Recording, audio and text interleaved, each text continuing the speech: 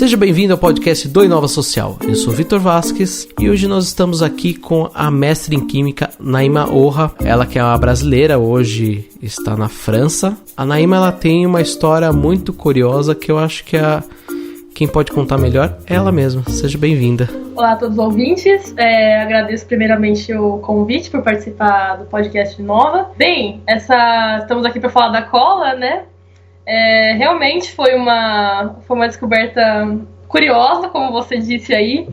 Eu fazia estágio no Centro Nacional de Energia e Materiais do Brasil, que é o CNPEM, mais especificamente no Laboratório de Nanotecnologia.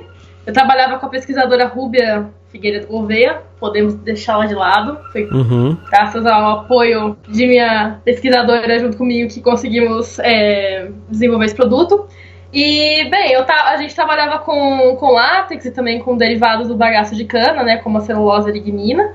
E um dia eu estava fazendo uma mistura do látex com esses compostos, né, lignina e a celulose, e começou a grudar em tudo. E eu falei pra minha chefe: nossa, mas gruda em tudo que tem metal, gruda em tudo que tem vidro, e era ruim pra lavar. E eu me queixei pra ela sobre isso. Ela falou: Naima, se isso gruda em tudo, a gente pode usar isso a nosso favor. Vamos tentar desenvolver um adesivo a partir desses compostos.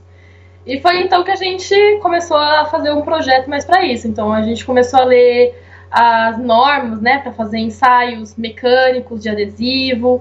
A gente começou a testar com vários corpos de prova, madeira, papel, papelão, vidro, metal. E a gente viu que tem uma ótima eficiência.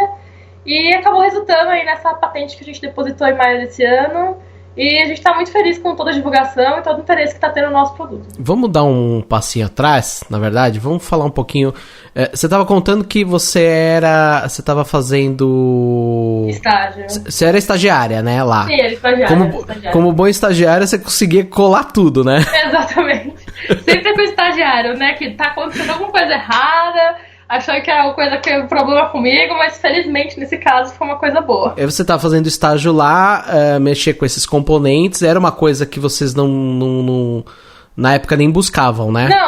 Não era nenhum tipo de pesquisa voltada para isso, né? Não era nenhum tipo de pesquisa voltada para isso. Que o grupo que eu trabalhei lá, eles são focados em trabalhar com derivados de de bagaço de cana, tanto a nanocelulose quanto a lignina, a hemicelulose, enfim, coisas que vêm reaproveitar a cana-de-açúcar para fazer materiais. E essa pesquisadora em si, ela trabalhava com látex e com compostos do bagaço de cana. Então a gente tinha interesse em misturar e ver o que podia sair, né? Se a gente podia fazer filmes, ver as propriedades. A ideia era essa, na verdade, era só misturar e ver as propriedades que esses componentes juntos poderiam ter. A gente nem pensava que ia resultar numa super cola, que é o que acabou resultando. A gente ficou muito feliz com o resultado. E quanto tempo levou um pouco depois do momento que você falou assim, chefe, tá colando tudo, até o momento de que vocês chegaram no resultado final disso? Bem, meu estágio lá ele foi de 6 meses, então eu acredito que eu tava no 3º mês do estágio, quando eu tava mexendo com esses componentes. Então, acho que eu diria 3 meses. Foram os 3 meses finais do meu estágio, desde da hora que eu falei, tá colando tudo, tem alguma coisa errada. Só que aí foi a coisa boa, né? Acabou resultando na cola. E em um mês inteiro a gente focou totalmente só nesse... Eu tava trabalhando com outras coisas também, mas eu foquei totalmente nos 2 últimos meses pra ensaios mecânicos, para testar essa cola, para escrever a patente e pôr para frente mesmo, que realmente foi um resultado muito interessante. A gente não podia deixar essa pesquisa para trás. Mas só pra gente explicar aqui pro ouvinte, a gente tá falando de cola. Sim. Mas por que a gente tá falando de cola aqui? Qual que é a importância dessa cola? Por que a gente falou que tem bagaço de cana, mas qual que é a importância dela pro impacto no meio ambiente? A maioria das colas comercializadas hoje em dia, elas têm na composição uma substância que se chama formaldeído.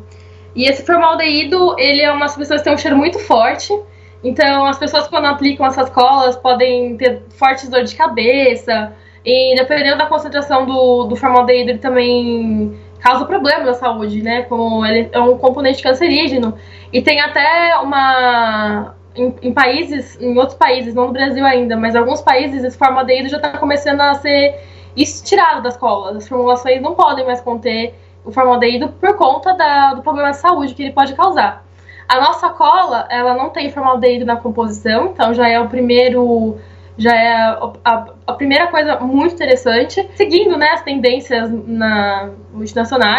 internacionais, na verdade, de melhorar para a saúde de quem vai estar aplicando isso, mas também tem o apelo verde, porque a gente está usando o bagaço de cana, ele é largamente usado hoje em dia para produção de energia, ele é basicamente descartado em muitas coisas, então a gente está reaproveitando materiais que seriam descartados, que são fontes naturais, para fazer um produto como uma cola, que vai ter um valor agregado aí no final. Então, eu acho que o interessante da nossa cola é, primeiro, não ter esse formaldeído, então, que é um composto prejudicial à saúde. A nossa cola não tem esses compostos, que tem um cheiro forte, ela não tem esse odor forte, e ser produzida a partir de látex e de materiais derivados do bagaço de cana, que são materiais de origem natural. Então, é mais uma coisa para sustentabilidade, né? Então, são duas coisas que a gente, mundialmente, o que se fala hoje em dia, né? Cada vez mais o que pode melhorar a saúde das pessoas, o que pode contribuir mais com o meio ambiente, é o que a gente visa sempre numa pesquisa. Só tirando uma dúvida de quem é totalmente leigo, tá? Esse cheiro, esse odor seria o que a gente fala da cola do sapateiro? Seria esse componente que gera, né? Sim. O cheiro forte, todas as colas, elas têm aquele cheiro forte. Esse cheiro que causa dor de cabeça mesmo é resultado desse... É por conta desse componente mesmo. Uhum. Hoje essa patente, ela é 100% brasileira, né? Acho que isso que é legal falar. Já tá depositada, né? Quais são os próximos passos, então? Como ela foi depositada agora em maio, a gente ainda está nessa etapa de divulgação do produto. Então, saíram várias matérias, tanto por internet, por rádio, televisão, podcast aqui agora, novamente. E a gente está procurando interessados em comercializar esse produto para que todas essas vantagens possam realmente chegar ao consumidor. Você falou da bagaço de cana, mas a lignina também ela é um componente descartado. Então, como eu estava dizendo, a cana, né, ela é usada, mas o bagaço dela, ele é jogado. Então a gente usa o açúcar, usa o que tem na cana, mas o bagaço dela é jogado. Desse bagaço, a gente consegue, a partir de processos, né, químicos, a gente consegue extrair 3 componentes principais: a celulose, a lignina e a hemicelulose. No meu caso, a gente estava interessado na celulose e na lignina. A celulose já tem algumas aplicações, alguns produtos, algumas pesquisas já são voltadas para desenvolver coisas com ela. Porém, a lignina, hoje em dia, a maior parte da lignina, ela é usada para produção de energia. Então, ela é usada para queima e produção de energia. Então, é descartada nesse sentido, que ela não é usada, a maior parte dela hoje em dia não é usada para produzir materiais que tenham algum valor agregado, mas sim para produzir energia. Assim como o bagaço de cana, por muito tempo ele foi usado para produção de energia. Só que a partir de alguns anos para cá, por exemplo, o CNPEM, que era o laboratório onde eu trabalhei anteriormente, eles começaram a tentar fazer pesquisas voltadas para mostrar que esse bagaço de cana ele poderia ter outra função. Além de ser descartado, além de ser usado para produção de energia, por exemplo, ele podia ter outras funções, né? Materiais que tenham valor agregado e que principalmente contribuam para a sustentabilidade. Aí eu diria que a cola se encaixa nisso. A gente conseguiu desenvolver, então, um material, né? Uma cola, a cola é amplamente utilizada em vários tipos de materiais. A gente usa em papel, a gente usa em papelão, a gente usa para madeira, para metal, a gente tem colas de vários tipos.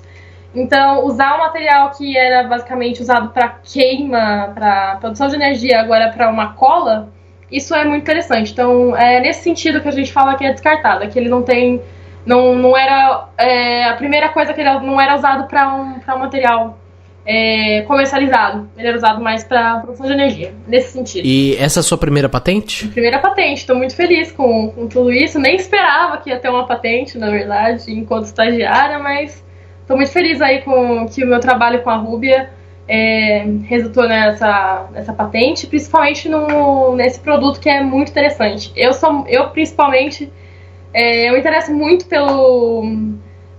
pela pesquisa com materiais de origem natural, e é o que eu realmente, na verdade, quero trabalhar no futuro. Quero fazer pesquisa nessa área, desenvolver produtos que contribuam para a sociedade com alguma coisa. Acho que hoje em dia, como cientista, eu acho que a melhor coisa na ciência, eu acho que a gente poder criar coisas que possam ajudar a sociedade. Eu acho que é esse que é o papel de um cientista. É a coisa que mais retribui, é você poder desenvolver coisas que possam melhorar a vida das pessoas e que possam melhorar o meio ambiente também. Eu acho que isso é o que eu tenho em mente, assim, quero trabalhar com isso pra minha vida. Eu tenho, na verdade, duas perguntas. Uma, na verdade, que eu acredito que seja curiosidade de quem tá ouvindo, né? Quando a gente fala em inovação social, a gente fala muito sobre uma inovação que é aplicada para a sociedade. Então, nesse caso, redução de materiais tóxicos e tudo mais, mas que também tem um retorno financeiro, né? Também a gente não tá falando do terceiro setor. Me corrige, então, se eu estiver errado. Na verdade, não é bem uma pergunta, mas eu vou fazer uma afirmação, você me fala se tá certo. Caso a sacola seja aplicada, né, seja comercializada, hoje vocês dividiram 50% vai para um fundo de inovação do SEMP, né? E os outros 50% vão ser divididos entre as duas pesquisadoras? Sempre esses 50% sim vão pro fundo do CNPEM. E, na realidade, é uma política que eles têm de que uma parte da patente, caso seja comercializada, que vá para os pesquisadores, uma parte vá para os pesquisadores responsáveis pela patente. Na verdade, hoje em dia, se a gente vê em indústrias ou em outros lugares, a patente geralmente pertence sempre ao lugar da pesquisa, e não existe um retorno para os pesquisadores. Então, é uma política do CNP em específico, que é para valorizar mesmo o trabalho dos pesquisadores, para que eles... uma espécie de incentivo, podemos dizer assim, para que seja reconhecido mesmo o trabalho deles. Então, sim, a gente tem uma cláusula contratual aí que tem uma divisão depois para mim e para a Rúbia, mas não é igualmente dividido. Isso foi algum equívoco da matéria que a gente viu anteriormente, mas tem uma outra porcentagem, mas não é igualmente entre mim e ela. E a outra é um pouco dessa pergunta a respeito um pouco desse tema mesmo. Você é uma jovem cientista brasileira num país que a gente se fala tanto sobre... Você teve a oportunidade de poder fazer mestrado aí fora, né? Tá agora voltando pro Brasil. Mas o que você vê como grandes desafios hoje de ser uma cientista ainda mais jovem assim e num país como o nosso? Então, como você disse, é um grande desafio, mas é um grande desafio dada a situação, né? Principalmente aí com os cortes de bolsas que estão acontecendo na área de pesquisa no Brasil, que é muito triste. A gente está vendo aí querendo cortar cada vez mais as bolsas de pesquisa para alunos de mestrado e doutorado. Eu acho isso muito, muito triste. A gente precisa de pesquisadores no Brasil, a gente precisa de cientistas no Brasil. Um país ele não move sem ciência. A ciência é a base para a gente ter desenvolvimento e criar novas coisas e fazer o país ir para frente. Então, eu espero, que nem você disse, tive sim a oportunidade de vir aqui para o exterior. Fiz um mestrado 1 ano, agora volto para o Brasil. Eu espero contribuir com o conhecimento que eu adquiri aqui, também com o conhecimento que eu adquiri no Brasil. Contribuir para que a ciência continue sempre adiante. Que a gente não deixe que a ciência no Brasil se afunde, mas que a gente mostre que ela é muito importante. Então eu quero voltar para o Brasil agora e acho que é esse desafio de levantar a bandeira da ciência e falar, não, ela é importante. A gente está aqui para mostrar que ela é importante e continuar contribuindo. Então, acho que eu diria que esse é o meu papel agora, voltando para o Brasil. Você acha que ainda falta um pouquinho dessa questão da cultura, de incentivar? Principalmente a gente está falando dos mais jovens, né, da criançada. Porque eu aposto que, assim, você pode me dizer se eu estou errado, mas eu aposto que quando você era novinha, pequenina, você não falou assim, quero ser mestre em química. Não, você tá certo. Em termos de incentivo, você fala para as pessoas irem para a área de ciência, sim. Eu acho que sim. Infelizmente, né? Infelizmente. A ciência, independente de ser química ou qualquer outra área, eu acho que ela é fascinante. Mas a gente não tem realmente um incentivo muito grande no Brasil. Isso não é uma coisa cultural nossa. E o que é uma pena. Eu acho que sim, a gente deveria ter mais incentivos desde pequeno, assim, mostrar a ciência de uma maneira. Todo mundo pensa na ciência como uma coisa cabeluda, né? Ai, meu Deus, é difícil. Ai, matemática, física, química, ai, credo, aquela matéria lá que me faz repetir de ano, aquela coisa assim que a turma pensa, né, geralmente. Uhum. Mas não, sabe, eu acho que a ciência ela é fascinante, assim, como várias outras. Cada um tem cada um tem sua área de interesse, não é pra todo mundo ser cientista também. Mas eu acho que falta, assim, um incentivo pra ciência e mostrar a ciência que ela pode ser uma coisa muito legal, não é só aquela coisa cabeluda que a gente tem a imagem. Mas enfim, eu acho que falta incentivo sim.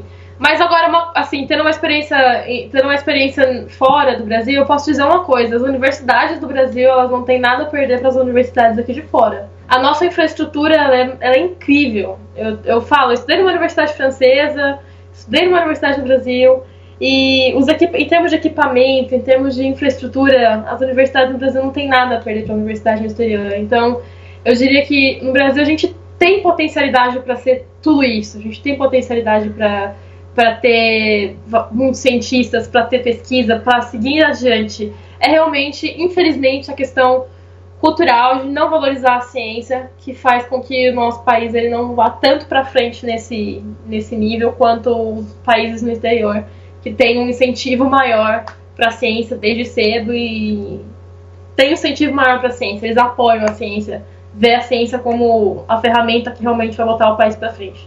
Isso falta no Brasil, infelizmente. Mas eu espero, a gente tem que estar aqui falando sempre que a gente não vai desistir do Brasil, a gente não vai desistir da ciência. A gente é cientista brasileira e queremos contribuir para que a gente continue desenvolvendo. Nunca volte para trás. É o que a gente quer. Você falou uma coisa muito interessante que, enfim, acho que era o ponto que eu queria chegar. Que a gente não tá... Talvez um dos pontos, né, de incentivo seja assim, eu não vou fazer... Enfim, química, não vou ser um pesquisador, não vou ser um cientista porque aqui no Brasil não vai dar certo, aqui no Brasil a gente não tem estrutura. E você está falando uma coisa fantástica, né? Falando que os laboratórios que a gente tem hoje aqui, eles competem de forma de igual. Sem dúvida. Eu trabalhei principalmente o Centro Nacional de Pesquisa em Energia e Materiais do Brasil, o CNPEM. Eles estão agora com a expansão do CIRUS, que é aquele acelerador de partículas, que é o maior da América Latina, né, o segundo que está sendo construído ali. Quer dizer, é uma tecnologia de ponta. A gente tem pessoas que vão da América Latina inteira para fazer análise nesse lugar. Então, assim, a gente tem muita capacidade no Brasil. A gente tem, em termos de infraestrutura, de pessoas capacitadas para isso, a gente tem muita. Realmente é a falta de incentivo, infelizmente. O que acontece não é a falta de infraestrutura, não é a falta de... Às vezes as pessoas querem, que nem você disse, às vezes a pessoa até quer seguir um doutorado, quer seguir a carreira científica, mas vê isso, tem corte de bolsas no Brasil, não, é difícil arrumar emprego para quando você tem um doutorado no Brasil. É verdade? É verdade. Então o que acontece? A falta de incentivo, a falta cultura, a falta de valorizar a ciência na nossa cultura, que é o que faz a gente não ter pessoas seguindo muito para essa área. Eu acho que é um pouco isso também. Não é só a infraestrutura, mas o receio de não o que eu vou fazer depois, como é que eu vou trabalhar depois, como é que eu vou me manter depois na minha vida. É o que faz muitas pessoas recuarem dessa carreira científica. São as dificuldades impostas pela falta de incentivo, pela falta de financiamento, e que isso a gente sabe que realmente é muito grave no Brasil. Nosso bate-papo ele é curtinho mesmo, então eu vou te convidar a gente fazer um encerramento aqui. Quer deixar mais algum recado, algum incentivo pra gente poder ver novas Naímas, novas estagiárias, colando tudo, mas também criando muito nos laboratórios brasileiros? Então assim, agora a palavra é sua aí pra gente poder encerrar. Bem, novamente agradecendo aqui a oportunidade de participar do podcast. E eu acho que o que eu diria é que, mesmo com as dificuldades, a gente não pode desistir do que a gente realmente gosta.